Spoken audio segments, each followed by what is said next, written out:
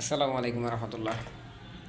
আসলে যে বিষয়টা নিয়ে ভাবতেছিলাম যে যেই কারণে স্বৈরাচারী সরকার ছিল শেখ হাসিনা, তাকে গদি ছাড়াতে হয়। ভাবতেছিলাম যে এই যে 16 বছর 17 বছর কত দুঃশাসন করলো, কিন্তু কেউ তাকে হটাইতে পারে নাই। কিন্তু যেই ছাত্রদের উপর খেপে গেল, ছাত্ররা তার উপর খেপে গেল, প্রথম দাবি ছিল কি ছাত্রদের?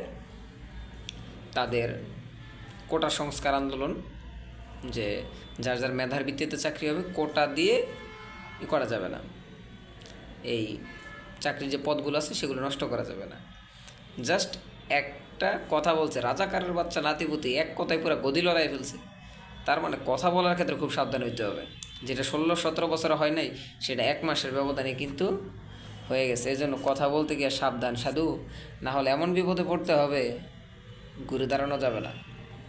এই যে অন্যান্য যে রাজনৈতিক দলগুলো আছে, তারাও তো এইগুলো করতেছে, উল্টাপাল্টা কথাবার্তা, যেগুলো আসলে মানুষ ক্ষিপ্ত, প্রচণ্ড লেভেলের ক্ষিপ্ত। এই যে বিএনপি বর্তমানে কিছু উল্টাপাল্টা কাজ করতেছে, জামাতও করতেছে, এনসিপিও করতেছে, কোনো দলকেই সমর্থন করা যায় না। এ হচ্ছে বিষয়। কারণ হচ্ছে গণতন্ত্রের গোলাম কখনো মানুষকে মুক্তির পথ দেখাতে পারে না। একমাত্র মুক্তির পথ হচ্ছে আল্লাহর আইন, শরিয়া আইন, এটাই বাস্তব।